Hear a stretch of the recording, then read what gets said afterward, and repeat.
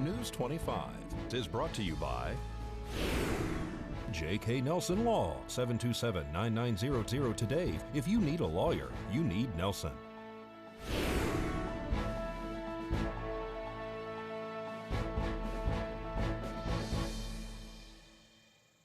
Local seniors ready for their graduation, and businesses start to reopen in Phase 2. News 25 starts now.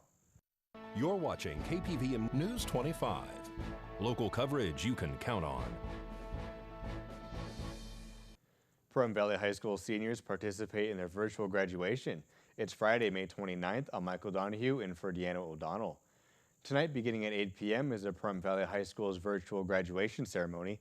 Seniors are encouraged to wear their cap and gown, watch, share, and celebrate this important milestone. You can share the video and download a copy for yourself and your family. The high school will send graduates a link tonight around 7 p.m. to download the video. If you would like to watch it on television, it will be aired at 8 p.m. on channel 25.1, cable 12, and our local Pahrump 411 Facebook page and KPVM's YouTube channel. And now a tractor trailer flipped early this morning on Highway 95 at mile marker 96. This was a reported injury accident. However, the extent of those injuries to the driver is unknown at this time. A homeowner detains a man at gunpoint after he allegedly broke a window and entered the residence. Today, that man is under arrest and facing charges. Ryan Henderson has been booked into the Nye County Detention Center on 1 count of home invasion and 1 count of being under the influence of a controlled substance. Nye County deputies were dispatched to a home on Isaac Street in Pahrump for a report of trespassing. That's where they found a male, later identified as Henderson, sitting outside the home below a broken bedroom window. According to the arrest report, the homeowner, who was asleep inside the bedroom, woke up and grabbed a gun when he saw Henderson climb inside. Henderson climbed back out the window, but the homeowner held him at gunpoint until deputies arrived. Officers detained Henderson, and according to the arrest report, Henderson told them that a clown was chasing him, so he forced his way into the home. The arresting officer says while speaking with Henderson, he was rambling, telling crazy stories, and sweating, although it was cool outside. The officer says Henderson's pupils were abnormal in size and had no reaction to light, and says Henderson admitted to using meth earlier that day. The officer says based on his observations, he believed that Henderson was under the influence of a controlled substance. Henderson consented to a blood draw and was then taken to jail. A reported fight in the parking lot of Panda Express in Pahrump leads to the arrest of one man who is now facing a long list of charges. Ethan Walker is under arrest and has been booked into the Nye County Detention Center on the following charges: 2 counts of assault with a deadly weapon, battery with a deadly weapon, coercion with force or threat of force, robbery executed with a deadly weapon, battery by a prisoner, resisting a public officer, abuse of an old or vulnerable person, and extortion executed with a deadly weapon. Nye County deputies detained Walker after they responded to a call for a fight in progress in the Panda Express parking lot. According to the arrest report, Walker had approached a woman panhandling nearby.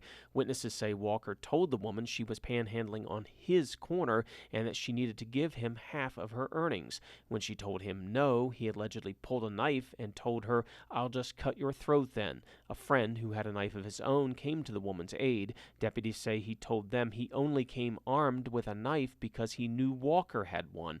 Witnesses say Walker swung his knife at the man, striking him in the forearm. Walker then reportedly pinned the man to the wall and told him he was going to cut him. Walker let the man go and was walking away when deputies arrived and detained him.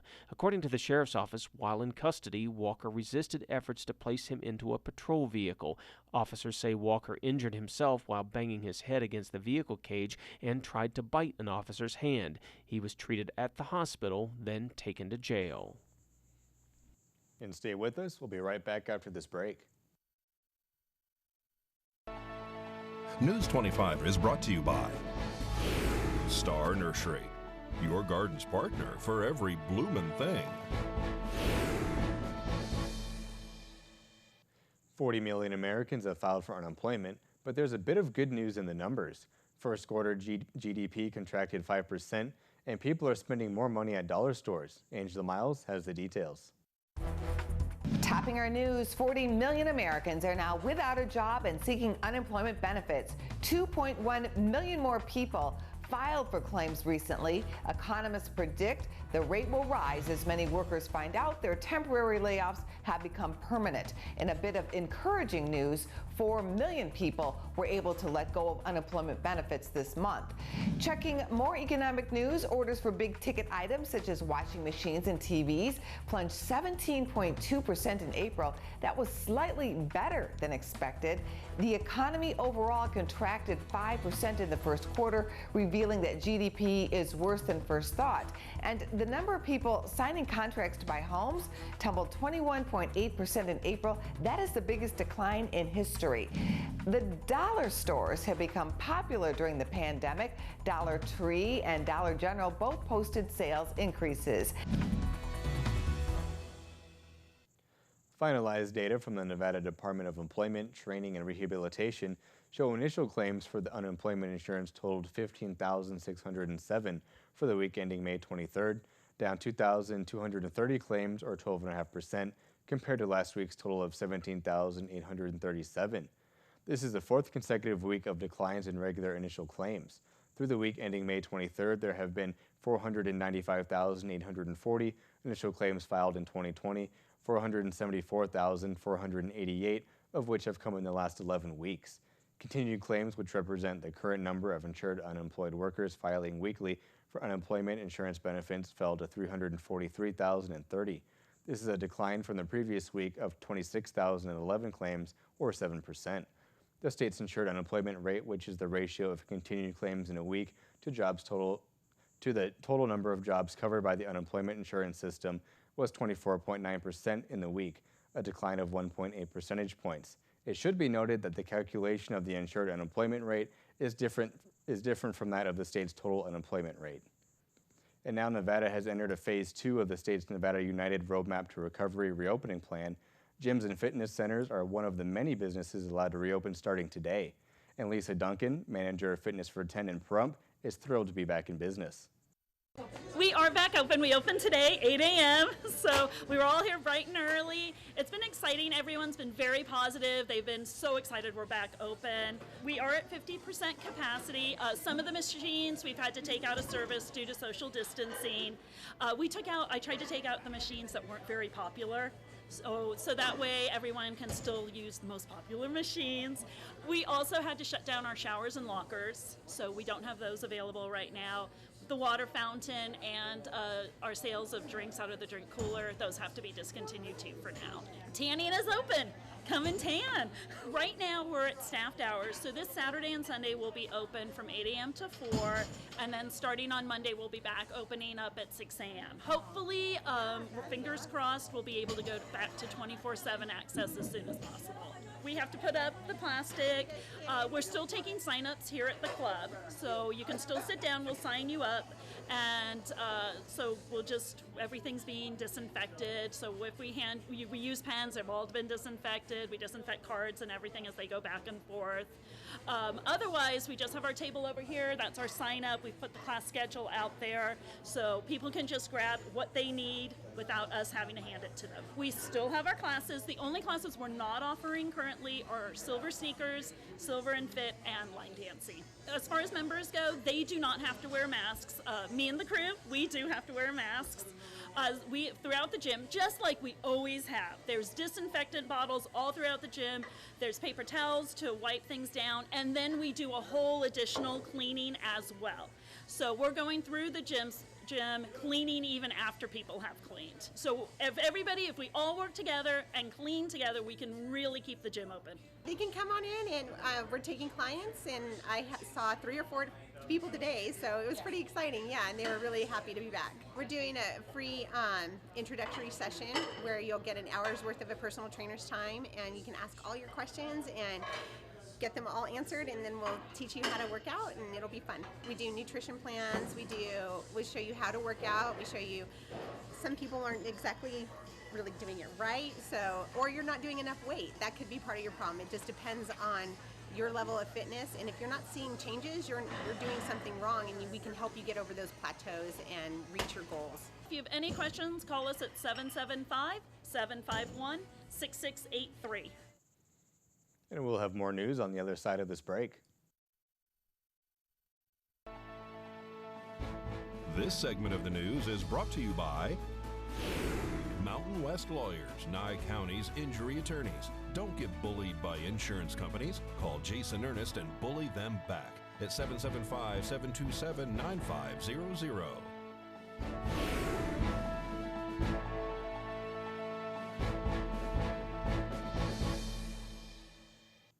May is National Osteoporosis Month.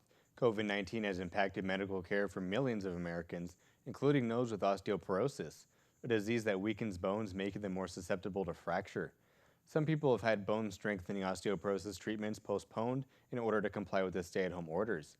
Cleveland Clinic's Dr. Susan Williams says that approach is okay for some, but not for others. If you happen to be an individual who is getting an infusion once a year, missing a month or even two isn't going to be that harmful. Similarly with the oral medications, if you've been on an oral medication a long time, stopping for a couple of months is really going to have minimal effect.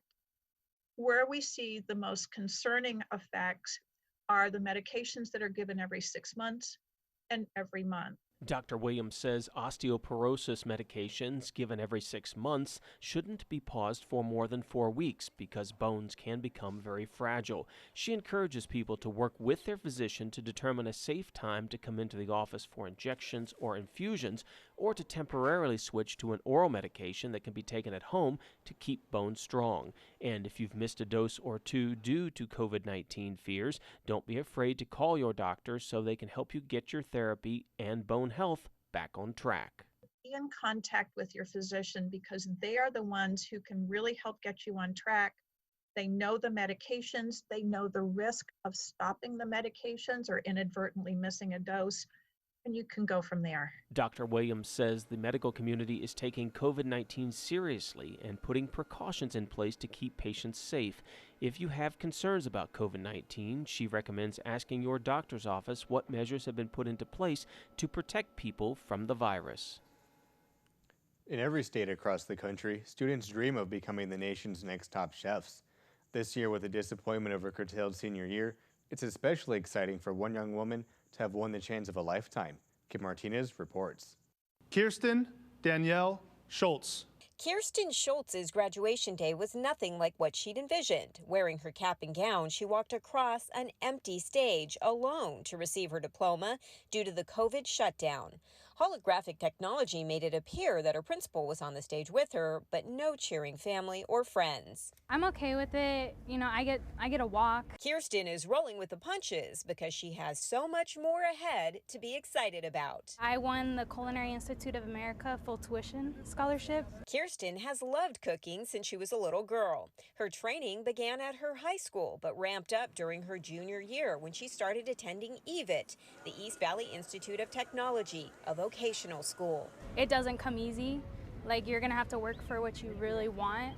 And, you know, learning like all of like the new skills that I learned is gonna lead me to actually going into a restaurant and going to college for culinary school. 131 students nationwide won scholarship money from the Careers Through Culinary Arts Scholarship Competition, but only 7 students won the big prize of going to the prestigious Culinary Institute of America. It's a lot of money. Kirsten herself won a whopping $62,000.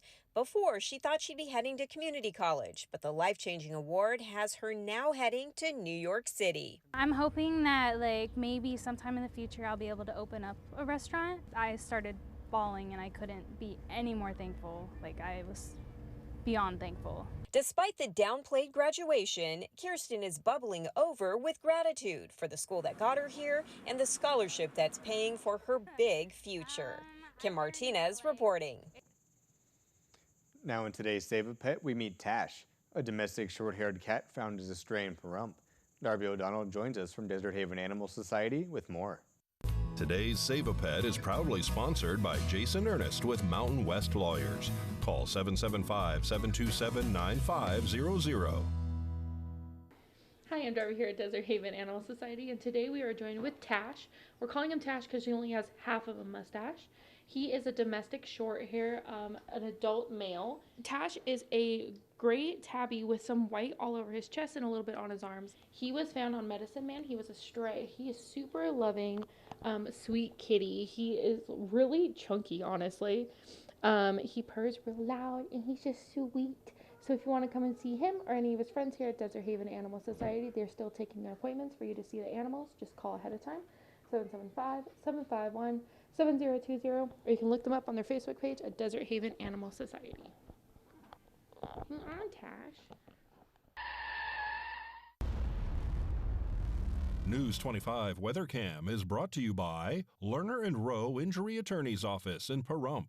In a wreck, need a check? Call 702-877-1500. And now it's time to take a look outside at our Lerner and Rowe weather cam. We got a giant blanket of clouds kind of sitting over us at the moment. We'll have more with your weather on the other side of this break.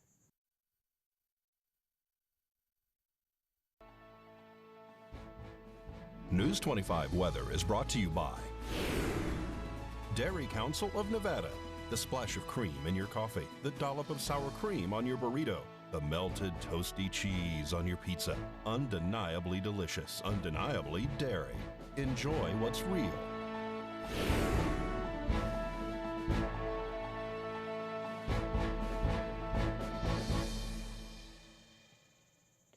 We're now taking a look at our weather. Las Vegas, a high of 107 degrees, a low of 80. 118, the low of 81 in Death Valley. 104 degrees, a low of 71 in Amargosa. 99.66 in Beatty.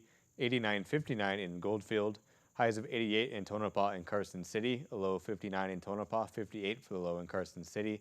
97 for the highs in Fallon and Fernley, with a low of 67 in Fallon and 63 in Fernley. Now today in Pahrump, we saw mostly sunny skies. Our high today was 103 degrees. Winds out of the south up to 23 miles per hour, 6% humidity, and our sunrise at 5:28 this morning. Now for tonight, we're expecting some clear skies. Our low is going to be 71 degrees. It is 103 outside currently, with 20-mile-per-hour winds out of the south-southeast, 19% for our humidity, and 7:54 tonight for our sunset. Looking in for that 7-day, we're expecting nothing but cloudy skies from the weekend all through next Friday. We also will still be dealing with those high winds up to 18 miles per hour on Saturday, then anywhere between 11 and 16 miles per hour from Sunday to Friday. Now it looks like our temperatures are starting to level off just a little bit. Our highs are expected to be sitting in about those mid to low 90s, anywhere between 90 and 94 degrees all through next Friday. And our overnights also expected to kind of be hanging out around those mid to high 60s all through next Friday, with the exception of Tuesday, where we're going to get up to 71. And now before we close out News 25, we'd like to wish a very happy birthday to our own Janet Arrett. Happy birthday to you. Happy birthday to you. Happy birthday, dear Janet. Happy birthday to you. And many more.